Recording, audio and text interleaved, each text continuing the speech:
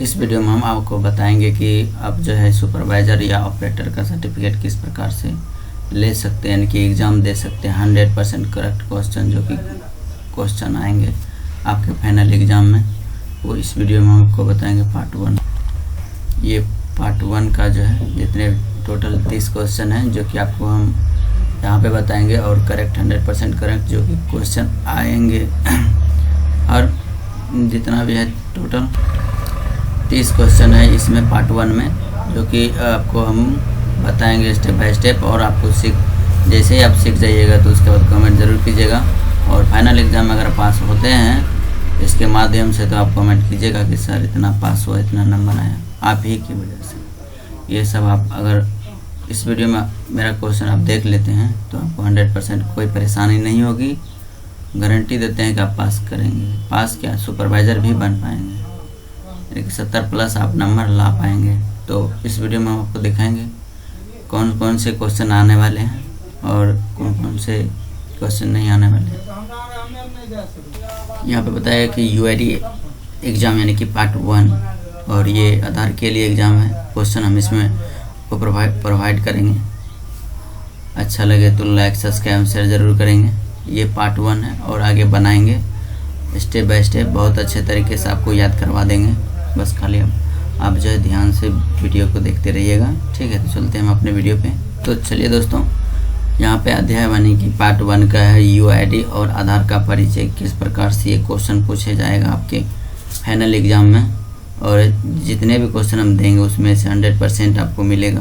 बस आप जो है ध्यान रखते हुए क्वेश्चन पढ़िएगा। यहाँ पे बताया गया है आधार अधिनियम 2016 को पारित करके निम्नलिखित में से किसने UID की स्थापना की थी। तो इसमें जो है UID की स्थापना किसने की तो हम बता दें, पहला नंबर में है राज्य सरकार, दूसरा है भारत सरकार, तीसरा नामांकन एजेंसी, चौथा है रजिस्ट्रार। तो इसमें जो है ये भारत सरकार के द्वारा जारी किया गया है, जो कि यहाँ पे एक दिया गया है, ये भारत सरकार द्वारा है। 100% क्वेश्चन नंबर 3 का सही है, भारत सरकार। चलते हैं अगला क्वेश्चन में। यहाँ पे बताया गया प्रश्न नंबर 2 में UID इलेक्ट्रॉनिक और सुप्रो मंत्रालय के तहत वैधानिक प्राधिकरण के रूप में कब स्थापित किया गया था। ये क्वेश्चन नंबर 2 है जो कि आपको ध्यान से पढ़ना होगा। यहाँ पे ऑप्शन में है 18 जनवरी 2009 और 29 सितंबर 2010 और 12 सितंबर 2015 और 4 में क्वेश्चन है, 4 में ऑप्शन है 12 जुलाई 2016। तो इसका करेक्ट आंसर हो जाएगा 4 नंबर 12 जुलाई 2016। इसको ध्यान में रखते हुए अगला क्वेश्चन बनाना है। यहाँ पे प्रश्न नंबर 3 में है कि UID जारी करने के लिए कौन सा संगठन जिम्मेदार है। तो पहला नंबर में चुनाव आयोग, दूसरा है योजना आयोग, तीसरा है इलेक्ट्रॉनिकी और सुप्रो मंत्रालय, चौथा है UIDAI। तो इसमें करेक्ट आंसर हो जाएगा इसका क्वेश्चन नंबर 3 का 4 नंबर आंसर।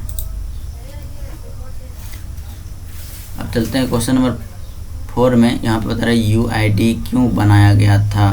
तो यही बात करेक्ट है कि क्यों बनाया गया था।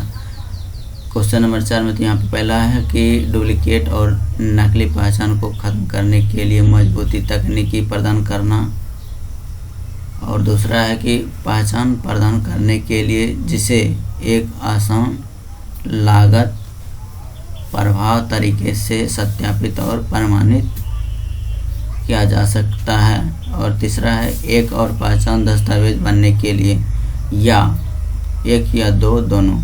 इसमें तो करेक्ट आंसर हो जाएगा 4 का 4 नंबर, यानी कि दोनों, पहला और दूसरा करेक्ट आंसर है। चलते हैं 5 में। यहाँ पे बताया गया कि आधिकारिक राजपत्र में आधार नामांकन अधिनियम विनियम 2016 कब प्रकाशित किया गया था। इसमें हम बता दें आपको option number 1, option number 2, option number 3, option number 4। इसमें से करेक्ट आंसर आपको हो जाएगा 5 का 4 नंबर, यानी कि 12 सितंबर 2017 करेक्ट आंसर हो। उसके बाद अगला प्रश्न है 6 नंबर में आधार नामांकन अद्यतन प्रक्रिया से आपका क्या मतलब है, यानी कि 6 नंबर का करेक्ट आंसर हो जाएगा आपका 1 नंबर, यानी कि यहाँ पे आधार अधिनियम के तहत ऐसे व्यक्तियों को आधार संख्या जारी करने के उद्देश्य से नामांकन एजेंसियों द्वारा व्यक्तियों से जनसांख्यिकी और बायोमेट्रिक जानकारी एकत्रित करने की प्रक्रिया। 1 नंबर 6 का आंसर हो जाएगा 1। अब चलते हैं 7 में। यहाँ पे बताया गया आधार की पीढ़ी के लिए जनसांख्यिकी और बायोमेट्रिक दोनों के निवासी डेटा को कैप्चर करने की प्रक्रिया को क्या कहा जाता है। तो इसमें हम बता दें क्वेश्चन नंबर 7 में इसका करेक्ट आंसर हो जाएगा, यानी कि नामांकन। जब आप बायोमेट्रिक और डेमोग्राफी का कैप्चर करेंगे तो वो नामांकन के लिए ही करेंगे। उसके बाद यहाँ पे बताया गया है 8 नंबर क्वेश्चन में डैश नामांकन एजेंसी के माध्यम से नामांकन एजेंसी के लिए पदाधिकारी द्वारा अधिकृत या मान्यता प्राप्त कोई भी संस्था है। तो इसमें आपको 8 का करेक्ट आंसर हो जाएगा 2 नंबर, यानी कि मान्यता प्राप्त है नामांकन एजेंसी के द्वारा। तो इसका करेक्ट आंसर हो जाएगा 3 नामांकन एजेंसी। तो दोस्तों यहाँ पे 9 नंबर क्वेश्चन का जो है वो पढ़ लेना होगा।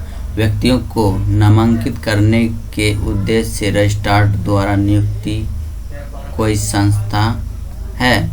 तो इसमें हम बता दें कि इसमें बता रहा है कि कोई भी व्यक्ति का अगर नया नाम जोड़ना चाह रहे हैं, नामांकित कर रहे हैं, तो वो संस्था नियुक्ति कोई संस्था है। इसमें हम बता दें कि इसका क्वेश्चन नंबर 9 का करेक्ट आंसर हो जाएगा 2 नंबर, यानी कि नामांकन एजेंसी। यहाँ पे देखिए नामांकन एजेंसी है, वो यहाँ पे करेक्ट आंसर हो जाएगा। उसके बाद 10 नंबर में है कि सत्यापनकर्ता या प्रमाण पत्र नामांकन केंद्रों पर दस्तावेजों के सत्यापन के लिए डैश द्वारा नियुक्त कार्मिक हैं। तो इसका करेक्ट आंसर हो जाएगा 10 का आपको करेक्ट आंसर हो जाएगा 2 नंबर, यानी कि रजिस्ट्रार। ये जो है रजिस्ट्रार के द्वारा नामांकन एजेंसी यानी कि नामांकन केंद्र खोल सकते हैं इसी के मान्यता प्राप्त के तरफ से। उसके बाद यहाँ पे 11 नंबर में है वह संस्थान जहाँ आधार नामांकन या प्रमाणित ऑपरेटर वर्कशेप का मतलब हम आपको बता दें कि ये ऑपरेटर और इसका मतलब हो गया सुपरवाइज़र। ध्यान में रखते हुए इसका मतलब हो गया सुपरवाइज़र। आपको नहीं समझ में आता होगा तो हम बता दें इसका मतलब हो गया सुपरवाइज़र द्वारा आधार नामांकन अध्ययन तक कार्य किया जाता है। तो इसका 11 का करेक्ट आंसर हो जाएगा 1 नंबर, यानी कि नामांकन केंद्र के द्वारा। क्योंकि यहाँ पे परीक्षा केंद्र नहीं होगा, अस्पताल भी नहीं होगा, स्कूल भी नहीं होगा, तो 100% नामांकन केंद्र होगा। उसके बाद यहाँ बताएगा नामांकन केंद्रों पर नामांकन अद्यतन की प्रक्रिया निष्पादित करने के लिए नामांकन एजेंसियों द्वारा नियोजित एक प्रमाणित कर्मचारी है। तो इसका प्रमाणित कर्मचारी इसका करेक्ट आंसर हो जाएगा 12 का 2 नंबर, यानी कि नामांकन सुपरवाइज़र। वर्कशेप का मतलब हो गया सुपरवाइज़र। उसके बाद चलते हैं 13 में। यहाँ बता रहे निम्नलिखित में से कौन सुनिश्चित करता है कि केवल प्रशिक्षण और प्रमाणित व्यक्ति ही नामांकन या अद्यतन प्रक्रिया को संभालते हैं। तो इसमें कौन से सुनिश्चित करते हैं ये कंफर्म करने के लिए इसका आंसर देना होगा। 13 का क्वेश्चन नंबर 13 का करेक्ट आंसर हो जाएगा आपको 4 नंबर में नामांकन एजेंसी। 13 का करेक्ट आंसर हो जाएगा नामांकन एजेंसी। चलते हैं 14 में। यहाँ पे है डैश ऑपरेटर या वर्कशॉप यानी कि ऑपरेटर या सुपरवाइजर की भूमिका के लिए प्रमाण परीक्षा आयोजित करने के लिए जिम्मेदार हैं। तो इसमें जिम्मेदार कौन है? 14 का करेक्ट आंसर हो जाएगा 3 नंबर यानी कि 2 नंबर यहाँ पे परीक्षा और प्रमाण एजेंसी, ये जो है परीक्षण और प्रमाण एजेंसी के द्वारा जो है ये आयोजित किया जाता है, जिम्मेदार हैं इसी के अंदर। चलते हैं 15 में। यहाँ पे बताएगा रजिस्ट्रार्ड और प्राधिकरण में पंजीकृत व्यक्ति, यानी कि इसमें जो पंजीकृत व्यक्ति हैं जो किसी ऐसे व्यक्ति की पुष्टि करता है जिसके पास कोई वैध POI और PO नहीं है, यानी कि उसको किसी भी प्रकार का डॉक्यूमेंट नहीं है। तो अगर कोई व्यक्ति आते हैं और उसके पास दस्तावेज नहीं है तो वो कैसे आपके साथ इनरोलमेंट करा सकते हैं, तो वो यही यहाँ पर बता रहा है। तो हम बता दें कि 15 का करेक्ट आंसर हो जाएगा 2 नंबर, यानी कि परिचयकर्ता के द्वारा, यानी कि 3 नंबर है। अगर उसके माता पिता हैं तो उसका रजिस्ट्रेशन हो जाएगा आधार में, तो इसका हो जाएगा परिचयकर्ता। उसके बाद चलते हैं 17 में। यहाँ पर आधार नामांकन अपडेट कौन कर सकता है, यानी कि ऑपरेटर कर सकता है। इसका करेक्ट आंसर हो जाएगा, हम बता दें 17 का 2 नंबर का होगा आंसर। इसमें एक व्यक्ति जो भारत में 180 2 दिन 182 या उससे अधिक अवधि के लिए भारत में निवास कर चुका है, जो 12 महीने में आधार नामांकन के लिए आवेदन की तारीख से तुरंत पहले, यानी कि इसमें जो है वही आधार नामांकन या अपडेट करा सकते हैं जो भारत में रहते हैं। ठीक, यही करेक्ट आंसर है। उसके बाद है यहाँ पे 18 का नामांकन पहचान संख्या, यानी कि नामांकन के समय निवासियों को आवंटित डैश अंकों की संख्या है। तो हम बता दें नामांकन पहचान के लिए इसमें जो है, यानी कि UID के जो कितने नंबर होते हैं वो इसमें पूछ रहे हैं। तो 18 का करेक्ट आंसर हो जाएगा यहाँ पे। तो इसका जो करेक्ट आंसर हो जाएगा 4 नंबर 28। उसके बाद चलते हैं 19 में।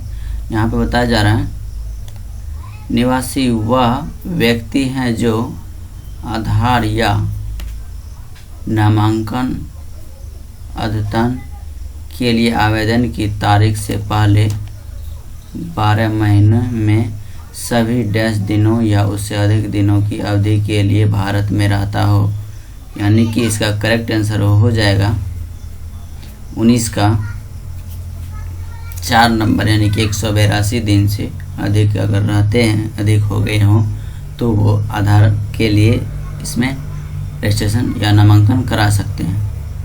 इसमें निम्नलिखित में से कौन सी संपर्क संख्या आधार से संबंधित अपनी चिंताओं या शिकायतों के निराकरण के लिए कॉल कर सकती है, यानी कि अगर किसी भी प्रकार का आधार में प्रॉब्लम हो तो वो आप किस प्रकार से शिकायत कर सकते हैं।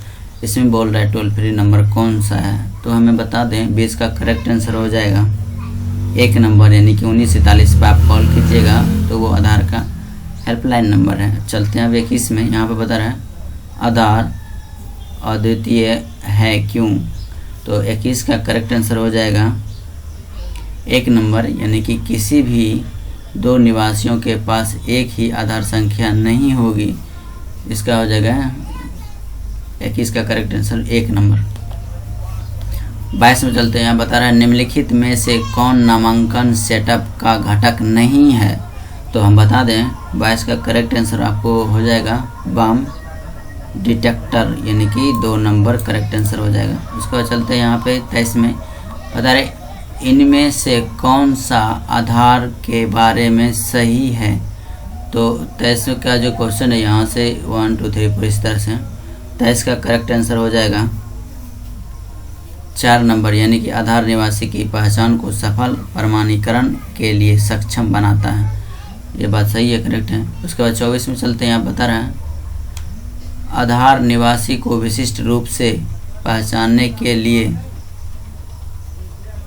दिया गया कौन सा उपयोग करता है, तो हम बता दें 24 का करेक्ट आंसर है 4 नंबर, यानी कि 2 और 3 दोनों, ये करेक्ट आंसर है।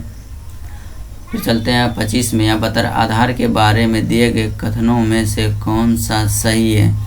तो 25 का करेक्ट आंसर हो जाएगा आपको यहाँ पे 2 नंबर। आधार संख्या की पीढ़ी के लिए डेमोग्राफी और बायोमेट्रिक जानकारी एकत्रित और रिकॉर्ड करेगा, ये करेक्ट आंसर है। 25 का 2 नंबर ध्यान में रखिएगा। उसके बाद चलते हैं 26 में। यहाँ बता रहे डैश एक निवासी को आधार संख्या बनाने के लिए एक दस्तावेज है। तो डैश का इसमें जो है क्या भरना है वो पूछ रहा है। तो हम 26 का बता दें, करेक्ट आंसर 1 होगा, यानी कि आधार पत्र का फॉर्म जो है वो होना आवश्यक है, उसको भरना आवश्यक है। उसके बाद चलते हैं यहाँ पे 27 में। नागरिकता साबित करने के लिए आधार का इस्तेमाल किया जाएगा। तो ये बात 27 का है, तो हम बता दें करेक्ट आंसर और सत्य होगा इसका करेक्ट आंसर 2 नंबर। नागरिकता साबित करने के लिए आधार का इस्तेमाल किया जा सकता है, तो नहीं, और सत्य होगा इसमें करेक्ट आंसर। उसके बाद चलते हैं यहाँ पे 28 का होगा। बता रहे क्वेश्चन आधार भारत के सभी निवासियों को कवर करेगा जो आधार नामांकन अद्यतन की तारीख से 180 दिनों के लिए भारत में रह रहे हो। यानी कि 180 दिन से आप भारत में रह रहे हैं तो आप नामांकन करा सकते हैं आधार में। तो यहाँ बता दें ये सच है कि गलत, वो हम बता दें। तो इसका 28 का करेक्ट आंसर हो जाएगा 1 नंबर, यानी कि ये सत्य है कि 180 दिन आप रह रहे हैं भारत में तो आप नामांकन करा सकते हैं। चलते हैं 29 में। यहाँ बता रहे यूआईडी का दृष्टिकोण भारत के निवासियों को एक विशिष्ट पहचान और एक डिजिटल प्लेटफॉर्म के साथ कहीं भी कभी भी प्रमाणित करने के लिए सख्त बनाना है। तो 29 का करेक्ट आंसर हो जाएगा 1 नंबर की ये बात जो है सच है। उसके बाद 30 में लास्ट क्वेश्चन है दोस्तों, ध्यान से देखते हुए मेरे चैनल को लाइक सब्सक्राइब शेयर जरूर करिएगा। फिर चलते हैं 30 में। यहाँ पे क्वेश्चन नंबर 30 आधार 15 अंकों की संख्या है, क्या यह सच है या गलत। यानी कि आधार कितने अंकों की संख्या होते हैं ये पूछ रहे हैं। तो ये तो हम बता दें कि आधार 15 अंकों की संख्या नहीं होते हैं, इसका मतलब ये हो गया असत्य। और 30 का हो गया 2 नंबर करेक्ट आंसर। तो इसका जो है फिर अगला पार्ट आएगा, ये पार्ट 1 था जो कि यानी कि लेसन 1 था और लेसन 2 आने वाला है। इसके लिए वेट कर लेना होगा आपको। अगर अच्छा लगे तो लाइक सब्सक्राइब शेयर ज़रूर करें। कमेंट में ये भी लिखें कि अगर आप इस जो क्वेश्चन हम आपको दिखाए हैं अगर उसका पीडीएफ लेना चाह रहे हैं तो कमेंट ज़रूर कीजिएगा। यहाँ पे thanks for my video watching. तो ये जो है इस वीडियो में हम यही बताएंगे कि अगर अच्छा लगे तो लाइक सब्सक्राइब शेयर करें और ये वीडियो को आप ज़रूर देखें। 100% आएगा, क्वेश्चन आएगा ही आएगा। अगर आप फर्स्ट टाइम एग्ज़ाम दे रहे हैं तो आप ज़रूर देखें ये एग्ज़ाम, ये क्वेश्चन आपको ज़रूर फंसेगा वहाँ पे। ये टोटल हम 30 क्वेश्चन आपको बताए हैं जिसमें कि लगभग आ ही जाएगा। आप बस आप सही से पढ़िएगा, याद करिएगा इसको। अगर आपको इस प्रकार यही क्वेश्चन का वो पीडीएफ चाहिए तो मात्र एक लेसन यानी कि पार्ट 1 का जो है आपको 10 रुपये आपको प्रदान करना होगा पेफोन के माध्यम से, जो कि हम आपको व्हाट्सएप के ज़रिए इस पीडीएफ को आपको प्रोवाइड कर देंगे। अगर आप यूट्यूब से ही आप वॉच करके आप निकाल सकते हैं तो कोई दिक्कत की बात नहीं है, लेकिन एक पीडीएफ का 10 रुपये आपको लगेगा अगर लेना चाह रहे हैं तो। ये क्वेश्चन 100% आएगा, हम कंफर्म कर रहे हैं, ठीक है। तो अगले नेक्स्ट पार्ट के लिए आपको वेट करना होगा, फिर बनाएंगे अगला पार्ट। आज का वीडियो यहीं तक। अगर अच्छा लगे तो लाइक सब्सक्राइब एंड शेयर ज़रूर करें दोस्तों। ये भी बताएं कमेंट में कि हाँ सर नेक्स्ट पार्ट बनाइए अगर अच्छा लगे तो, क्योंकि हम देखिए यूट्यूब में बहुत ऐसे हैं कि जो जहाँ तहाँ का बना के क्वेश्चन बर्बाद कर देता है। जो भी आधार का सुपरवाइज़र या इन्यूमरेटर का आधार सुपरवाइज़र और ऑपरेटर बनना चाह रहे हैं तो हमारे वीडियो को ज़रूर देखें। 100% आप पास होइएगा, सुपरवाइज़र बनिएगा। ये बात कंफर्म है। तो आज का वीडियो यहीं तक। धन्यवाद दोस्तों।